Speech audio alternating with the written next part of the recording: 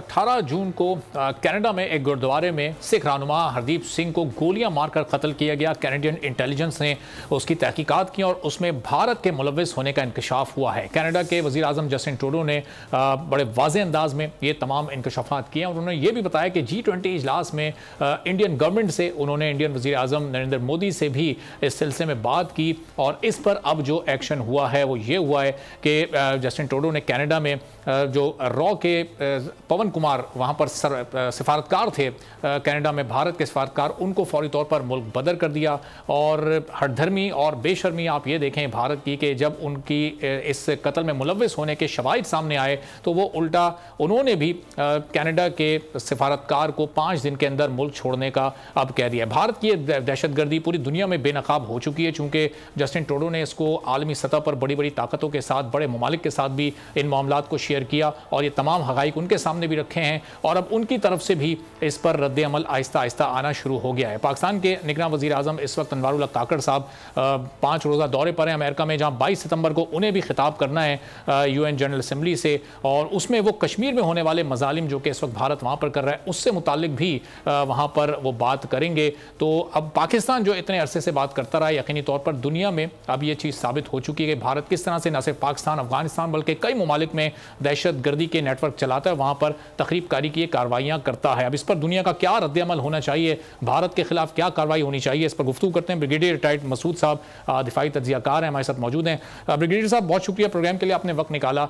Justin Trudeau के जो इस वक्त इंकशाफात हैं कितनी अहमियत के हामिल हैं भारत के खिलाफ? भारत के चेहरे से नकाब तो समझें उलट चुका है। अब जो बड़ी ताकतें हैं, चूँकि भारत के बड़े माशी स्टेक्स हैं दुनिया में और दुनिया के स्टेक्स भारत में, तो अब किस तरह से इन ममालिक को अपनी पॉलिसीज़ को रीथिंक करना पड़ेगा भारत के हवाले से?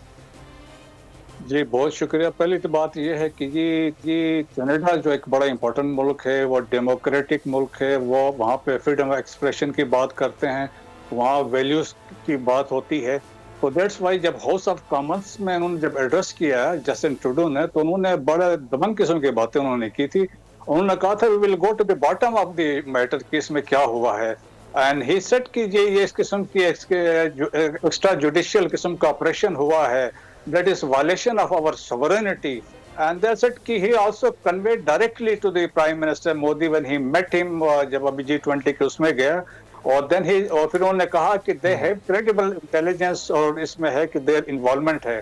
और अभी इंटरनेशनली देखे दुनिया ने रियलाइज किया, हम पहले पाकिस्तान बात करता रहा है कि पाकिस्तान की इंडिया इसमें पाकिस्तान में क्या कुछ कर रहा है, अफगानिस्तान की वो सेफ हेवन यूज कर रहा था for the last 20 years, और उस वक्त तो किसी ने एतबार नहीं किया। But Chuck Hagel then defence minister, secretary defence थे, उन्होंने कहा था कि India is using Afghanistan as a second front against Pakistan.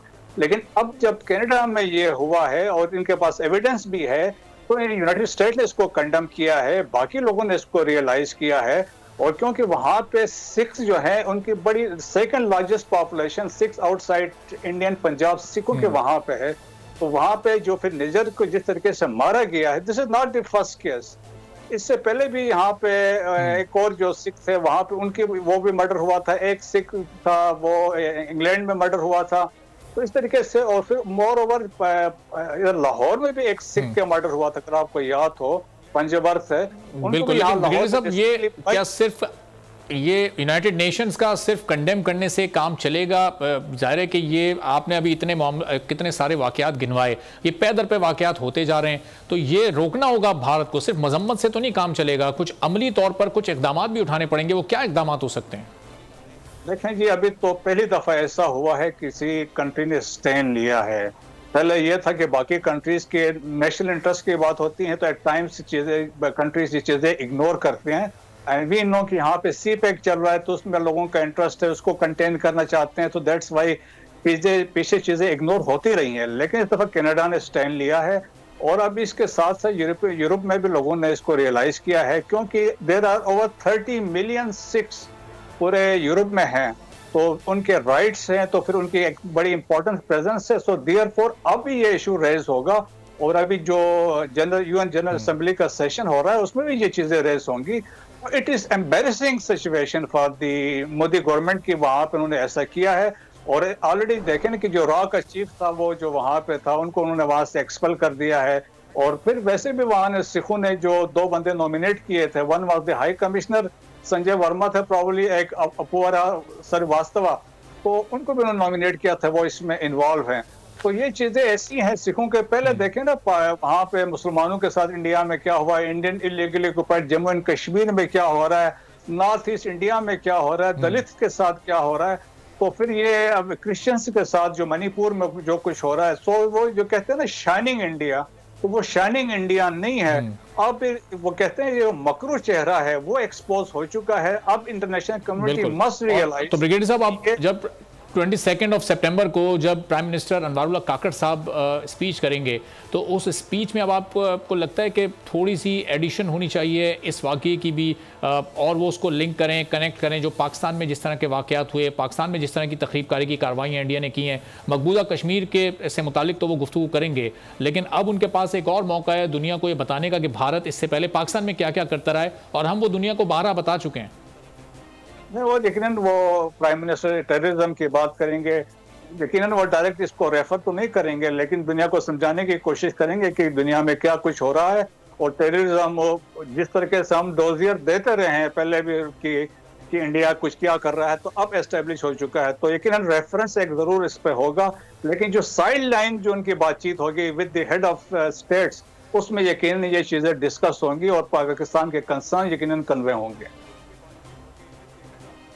तो ब्रिगेडियर साहब, अक़वाम मुत्तहिदा का मैंडेट है कि अगर कई ममालिक जाकर एक बताएं किसी मुल्क से मुताल्लिक कि भाई ये देखें हमारे मुल्क में दरअंदाजी कर रहे हैं, हमारी खुद मुख्तारी को ये चैलेंज कर रहा है, तो अक़वाम मुत्तहिदा उन ममालिक के खिलाफ, लेट्स सपोज इंडिया के खिलाफ, क्या मैक्सिमम कार्रवाई कर सकता है? देखिए, ये अक़वाम मुत्तहिदा तो ऐसा कुछ नहीं कर सकते, even United nation security council कुछ नहीं कर सकती हैं, लेकिन सिंबॉलिक एफर्ट्स होती हैं, जहाँ कोई रेजोल्यूशन पास होती है तो उसका एक इम्पैक्ट होता है। सिक्योरिटी काउंसिल में अगर सिक्योरिटी काउंसिल वाले कुछ करते हैं वो होता है, और या स्टेटमेंट्स आती हैं। तो लेकिन अब ये है कि कनाडा एक स्टैंड ले रहा है, यकीनन उसके यूरोपियन यूनियन के साथ और अमेरिका के साथ अच्छे ताल्लुकात हैं। जिस तरह हाउस ऑफ कॉमन्स में उन्होंने कहा है कि हम अपने एलाइज को ऑन बोर्ड लिया हुआ है, तो यकीनन उसमें वो कंसर्न शो होगा। मतलब देखें, इट विल बी एम्बेरसमेंट होगी इंडिया के लिए इंटरनेशनल फोरम्स में, जहां भी मोदी जाएगा ये चीजें वहां पर रेज होंगी। जिस तरीके से अब Modi was visiting United states, तो 75 सेनेटर्स ने बाइडेन को लेटर लिखा था कि भाई you must raise the atrocities being committed in the Indian illegal occupied Jammu and Kashmir. तो ये चीजों को रियलाइजेशन तो अभी आ रही है, तो होपफुली मेरा ख्याल में एक सेटबैक यकीनन इंडिया को हुआ है, और इंटरनेशनल कम्युनिटी को ये मैसेज गया है कि इंडिया जो कुछ यहाँ रीजन में कर रहा था, अब ये एक्सपोर्ट इंटरनेशनली भी कर रहा है। ठीक है, चलें, बहुत बहुत शुक्रिया। ब्रिगेडियर रिटायर्ड मसूद साहब थे, दिफाई तज्ज़ियाकार, और बता रहे थे कि अब जहाँ जहाँ भारतीय वज़ीर आज़म जाएंगे वहाँ वहाँ उन्हें रुसवाई का सामना करना पड़ेगा। सब्सक्राइब करें और बेल दबाएं ताकि कोई खबर रह